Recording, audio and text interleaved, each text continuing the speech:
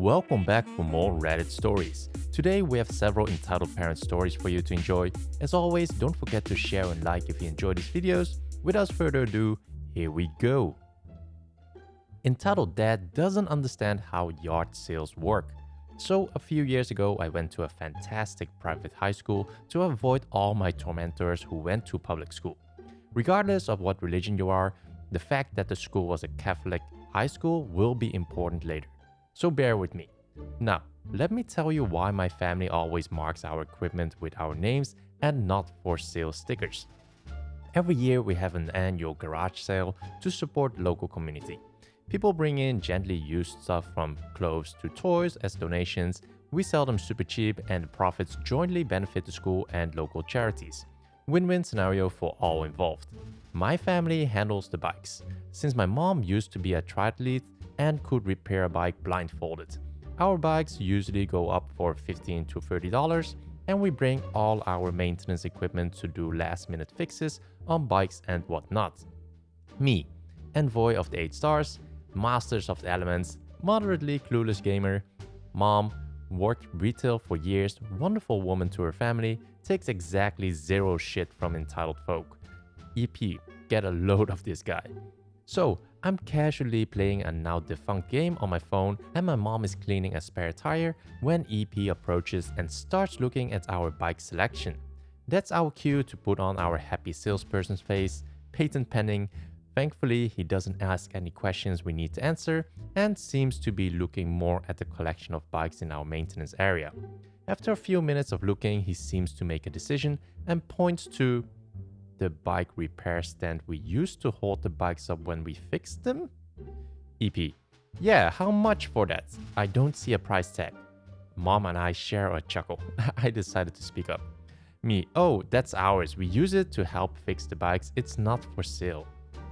EP, but this is a sale, right? Me, yeah.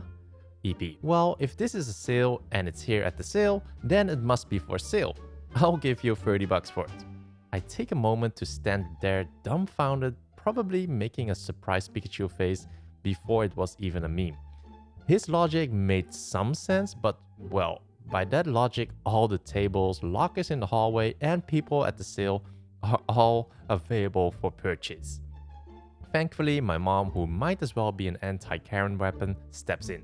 Mom, sorry sir, but this is an equipment I brought from home to maintain the bikes. It's not for sale. But it's a sale, so... Mom, are the tables in the gym for sale? No. Are the lockers for sale? No. Some things just are not for sale here, so please either buy a bike or let the other customers browse in peace. EP, fine. Leaves in a huff. After that, we stuck a piece of tape labeled not for sale and our last name on the bike stand. We had a quick chuckle about it, but not 10 minutes later, a young boy comes up. Poor kid couldn't have been more than 7, innocent and pure as freshly fallen snow. Boy, how much is that? Dad told me to come over here and buy it since you weren't selling it to him. I don't know whether to laugh at the child's innocent confession or cry at the father's idiocracy. We point out the not for sale tape and send him on his merry way towards the toy section. 15 minutes later, EP returns again, this time with more serious backup. Remember how I said it was a Catholic school? EP brought a nun with him. Now, anyone who had been taught by a woman of the cloth knows the golden rule. Never anger the nun. Sister D, as I will refer to her as, is usually one of the sweetest, kindest people you will meet. She also has a normal intimidation factor of 0, given that she stands at around 4 foot 3 inches and looks like she just turned 98. But those of us in the music department know she can be commanding, loud, and occasionally downright terrifying. Even as I type this, I'm half expecting a holy lightning bolt to fry my ass. Regardless of whether the big guy is real or not, you still don't want to cross her. This is a mistake for EP, since A, I'm one of the best and nicest students in school, B, me and my family do a lot of work to help the elderly sisters in their daily lives and are well in their good graces, and C, Sister D saw us unloading our bike equipment. EP, there, they won't sell me or my son that bike stand. Look, they even put that not for sale sticker on it so they can't take it home themselves. I wanted it first. I casually wave to Sister D and lean back in my chair to watch the fireworks. Mom, on the other hand, is pissed. Mom: fine, you really want to buy it for me? This bike stand cost $1,000. That's my asking price. Sister D starts getting the picture, turns to EP. You mean to tell me you dragged me halfway across the building because you wanted to buy someone else's property? EP: but it's a sale. It's at the sale, so it must be for sale and I want it. Mom and Sister D simultaneously: get out. EP: huh? Sister D: you heard me, out. I don't want you harassing the volunteers for their personal belongings. We have every right to refuse you, so go and don't come back until next year. Mom takes on a stern stance, glaring at EP. I'm barely keeping the laughs in, and people are watching. Realizing he's beat, EP offers one final parting shot before heading home. But it's a sale! Entitled sister tried to steal my wedding thunder for her daughter. Backstory: I have 7 incredible nieces and nephews who I adore. I nannied for 3 of them during college to help out my sister, but also because they are super awesome kids and I loved getting to hang around with them. My oldest sis is 18 years older than me, so her oldest daughter is only 11 years younger than me. The oldest daughter and I always have been ridiculously close.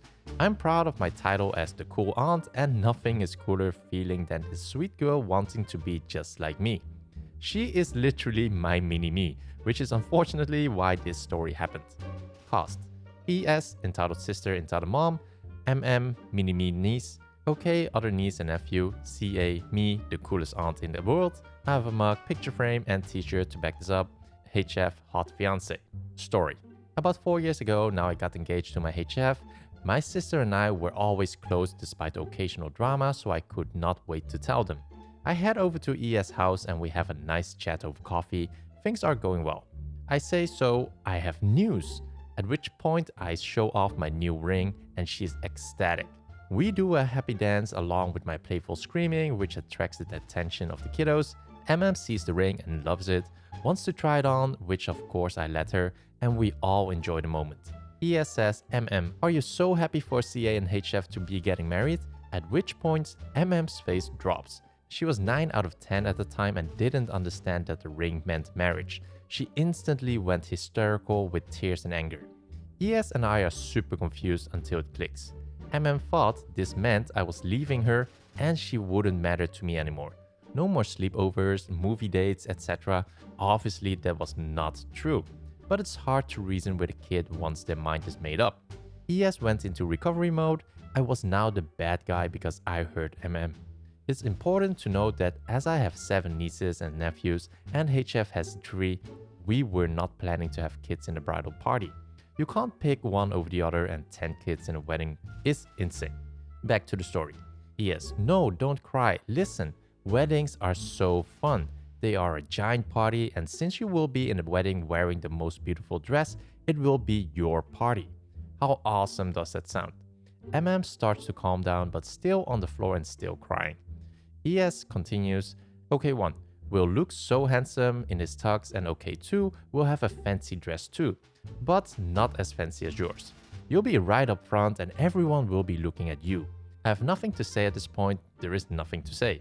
At this point, I'm fully aware that my wedding just became about MM. My other niece hears this, she wants to know if she can be in the wedding too. ES: of course, we will all shop for dresses together. This continued for an hour. I had about 3 minutes of ES being happy for me and over an hour of ES planning my wedding to make MM happy. Fast forward to all customary events leading up to my wedding. ES is a bridesmaid, of course. Wedding dress shopping with my bridesmaids, MM has to come. Bridal fairs with bridesmaids, MM has to come. My bachelorette party, MM has to come. Because of this, I had a roaring bachelorette party at my house where everything had to be kid-friendly. But none of this compared to my bridal shower. My sister-in-law has a cake decorating business and as such does fun things for her family like celebrating half birthdays with a half cake. Cute. Well, my shower happened to fall around MM's half birthday, so ES thought we should adopt this tradition, and as such we needed to get her a half cake so that she had something to celebrate too. So everyone gathered for my shower, and midway through we had to stop and celebrate MM's half birthday because me getting married was so traumatic for her. To follow up, I couldn't just have ES kids in the wedding now because it's not fair to the others. So I had 10 children in my wedding. The ring bearer and the flower girl made sense, but the parade of random kids that followed them did not. I had 5 bridesmaids who were then surrounded by children. All of our pictures are just ridiculous. Did I mention that ES had planned an hour into my photographer's schedule so that she could have a family pictures done at my venue while they were all dressed up? I literally did not know this, but she told him at our rehearsal dinner when to arrive with his staff. It didn't cost me anything extra as there were free photographers, but since ES planned this time, she isn't in any of my pictures of the girls getting ready for the day. And I have no photos of family members arriving, getting ready, as that is what the third photographer was supposed to be doing. A few years later, and MM still expects me to treat her as a priority one in my life. Again, I adore this girl, so normally it's not an issue, but I have a husband, career, and I'm back in school, so time is tight. I haven't been able to keep up with our girls' night every week, which has really upset her. A while ago, ES encouraged MM to write down her feelings, so now I get letters in the mail from MM telling me how much I suck because I hurt her continuously by not having time for her. She also has grown to hate my husband because he is the reason. Whenever I spend time with her, I'd hold my title of cool aunt, but when I'm not with her, I'm the worst. Thankfully, none of my other nieces or nephew thinks this way. I know growing up is hard, but geez, you guys, I really wish my sister would help me explain this to her instead of encouraging her in thinking I don't care about her and should spend every waking second trying to keep her happy. EP demands my healthiest food for her 3 kids. So my home is known for having tons of kids over at all times. I have a 14-year-old and an 8-year-old. There are about 10 kids on our block who are in my 8-year-old's age range, 5 others in my teens age range, and I have an open door policy for all kiddos. Every day of the week I hear from multiple kids, I'm hungry or I'm thirsty. I've never turned a kid away, even though I am very low income. I know that I will be feeding way more kids than my monthly budget allows, so I buy in bulk and lower cost food to feed the horde. For example, I will buy 4 or 5 organic apples for my kids to have after the neighborhood's kids are gone, but I also buy 15 cheap non-organic apples for everyone to munch on together while they are playing, or nice whole wheat bread for our morning toast with breakfast, but $1 loaf from the discount bread store for bulk PB&J. Enter EM yesterday walking up to my driveway to about 10 little kids, including both my kids, sitting on my little front lawn, having apple slices, ham and cheese sandwiches with glasses of water. I have never met her before. EM: are you feeding the kids? Me: yes, they have been playing for a few hours and a lot of them said they were hungry. I'm expecto grano. I reach out to take her hand. EM: what are they eating? She ignores my hand. Just some apple slices and sandwiches, putting my hand down. Is that water clean? Yes, I have a brighter water pitcher. EM rolling her eyes. That does not clean the water. Next time, give them bottled water. Gestures at random, very sweet little girl and 2 others who are just as sweet. Me: I don't buy bottled, it's pretty expensive. But you can get all this food?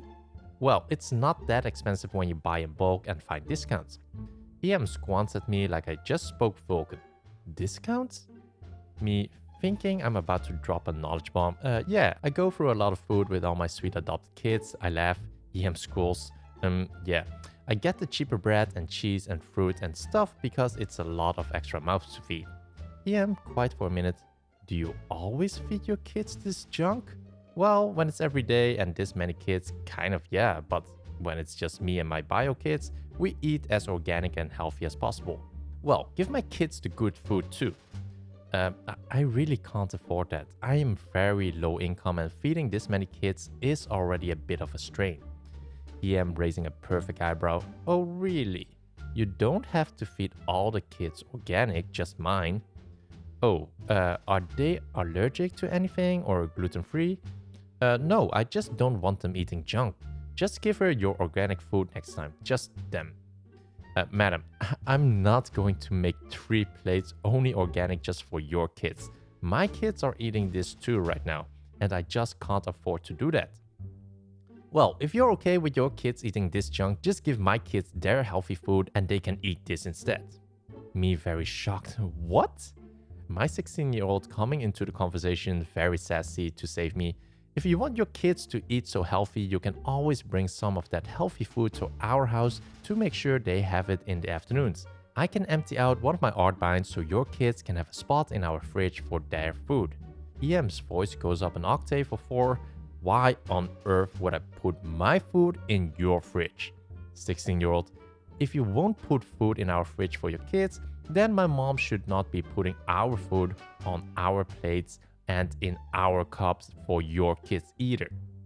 Me, turning to daughter Expecto Grano Jr., it's okay. EM, no, let her finish. Every day, your kids are at our house after school for about 5 hours. You never check on them, you never see if they're doing okay, and you never see who they're with. I didn't even know whose kids are yours. My mom is a super mom, takes care of every kid that walks through our door like it's her own. She will feed any kid that says they're hungry. You should check on your kids, ask them if they are hungry, and if they are, you feed them then. EM, how dare you? Storms back down our driveway, leaving her kids eating on our lawn. Me, oh, Expecto Grano Jr., that was really ballsy of you. 17 years old, rolls her eyes and sits back down on her phone. Fast forward to this afternoon, same kids, including EM's kids, same lawn, same snack. EM, briskly walking up the driveway, are they eating here again? Yes, they have been in our yard for 4 hours, all the kids were hungry. Is it organic? EM aggressively points at the plate her daughter's holding. No, it's the same thing everyone else is eating. How dare you? I told you organic only. Me, beyond frustrated. Madam, I can't do that. It's too expensive for me to do that. I can send them home if they say that they're hungry, if you want to monitor what they're eating. No, if they are playing here, you should feed them. Me visibly upset. Maybe they should not come over anymore after school then. EM, they has to come here. I have plans in the afternoon and there is no one home. Me suddenly very sad, realizing how much EM does not care about her wonderful kids. So basically, I've been a babysitter for you without even realizing it. In that case, they can come over here whenever they want, for as long as they need to be or want to be, and I will keep feeding them and taking care of them because someone needs to show them what a mother is. EM starts to say something, shakes her head and storms off down my driveway, once again leaving her daughter with us. So those were the stories for today's video. If you enjoyed this video, a like will be highly appreciated. It really does help my channel out. Also, if you enjoyed this and want to stay up to date on the latest videos, then don't forget to subscribe.